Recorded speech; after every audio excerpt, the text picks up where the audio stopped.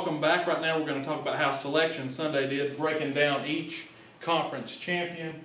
In the ACC, we've got the champions would be the Miami Hurricanes. They had 4 bids for the NCAA tournament. The Big East champion was Louisville Cardinals. That was big for them to go ahead and get that momentum going. The Big East has 8 teams going to the NCAA tournament. Big Ten, Ohio State wins the Big Ten. We've got 7, going 7 teams going to the tournament from the Big Ten.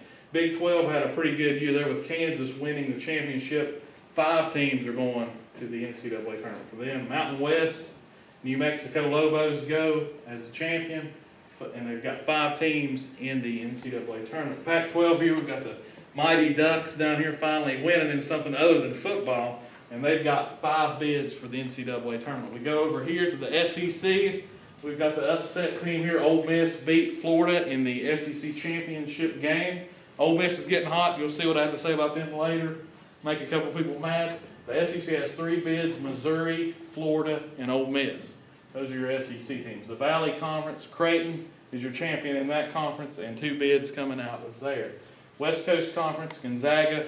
We'll have to see how Gonzaga does in the tournament. There's 2 teams coming out of that. Gonzaga was the conference champion. Atlantic 10, we've got St. Louis, the Billikens. They got 5 teams going in the NCAA tournament. So St. Louis is a team, really high-seeded team. We're expecting a lot out of them this year.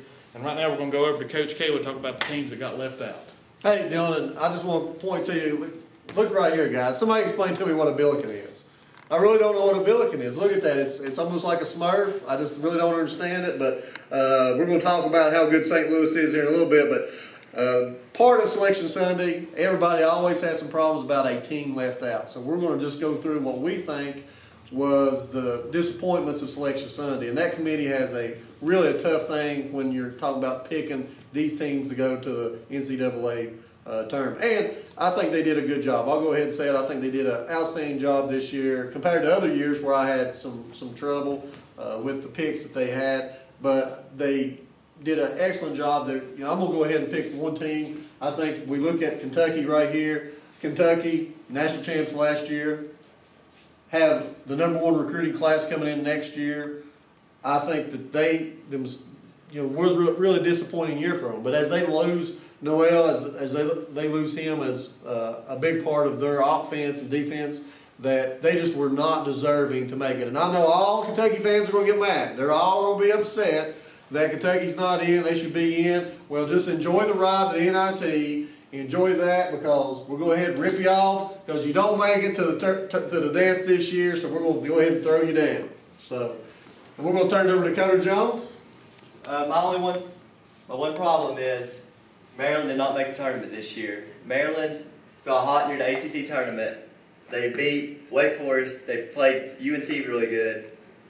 They beat Duke also right before UNC. They have a great guard in Wells who averaged about 30 points out in the tournament. They also have a great post player, Lynn, who's a future first-round pick. The other person I like is Alabama. They really didn't go this year. Virginia, they didn't come out this year. Southern Miss, I love them. Coach Horn, my former coach, he likes them, but I don't think they're deserving. But Tennessee, I think Dillon has something to say about Tennessee. Let me tell you something about Tennessee. Quanzo Martin. Talking about how your team won 7 games in a row.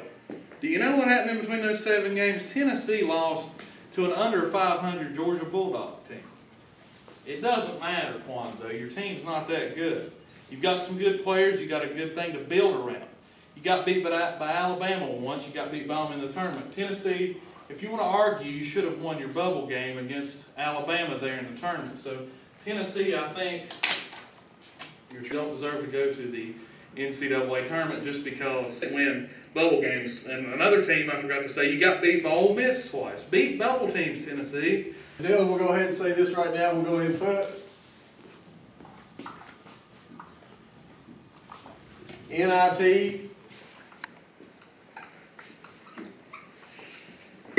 NIT champs up. Right here, Maryland, deserving, should have made it to the big dance, didn't, but they're going to go in and show everybody in the NIT that they're the team that should have been there. So Dillon? All right, and up next, we're going to talk about some key players we've got going into the tournament. Sorry if we hurt anybody. Look at these teams down here. I'm sorry if I hurt Tennessee fans' fault. I really am. But up next, we're going to talk about some key players coming up here in the bracket. We'll be right back. Hey guys, we're back here. Now we're going to talk about some of our impact players.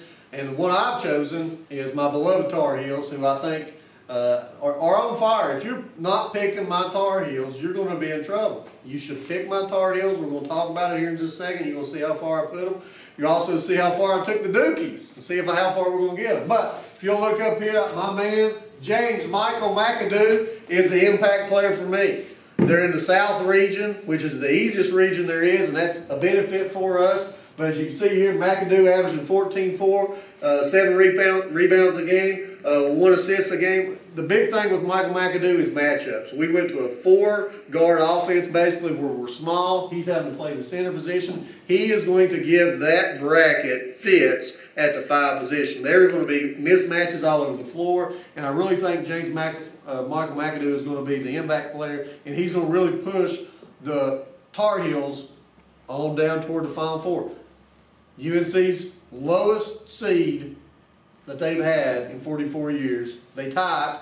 In 2000, they went, if I'm correct with this, I think they went to the Final Four the last time they were at 8 seed.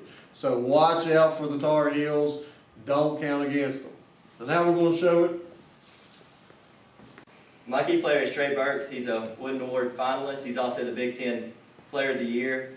He's practically carried the Michigan basketball team through the Big Ten season. He's probably one of the best guards in the nation. He's probably going to be a future first-round pick. In my book, he'll be in the top 3. And we're going to see him impact the tournament on both ends, offensively and defensively. He's super athletic. He can shoot the 3. He can steal. He's a passer. He can do anything. Let's go ahead and talk about my key player, Ben McLemore, a freshman from the University of Kansas. He's a Jayhawk. And the interesting note about Ben McLemore is he played at Oak Hill Academy in Virginia, just nearby to us. So he played there for a half a year, and then he transferred back out to Texas to finish off his senior year of high school. Ben averages 16.4 points a game, 5 rebounds, and 2 assists. He's a really good player, built into that Bill Self offense. I really think Kansas can make a run in that South bracket. I really do. I like how they've got 4 seniors. Their best player is a freshman. That's really pivotal. I think those seniors can guide them through the tournament. But I do think there's going to be a game where McLemore is going to have to hit the game-winning shot. So we'll be talking about that whenever I get back over there to the bracket. McLemore is a great player. He can stroke it from the perimeter. He can get inside and get some points. He's got springs for legs, and you can see that in the highlight video right now that we're watching. It's a really exciting play. He brings a new depth to this Kansas team. He's probably a one-and-done type player. He'll probably go to the NBA after this year. But I do think he will be our impact player. He's a great key for Kansas going into the NCAA tournament.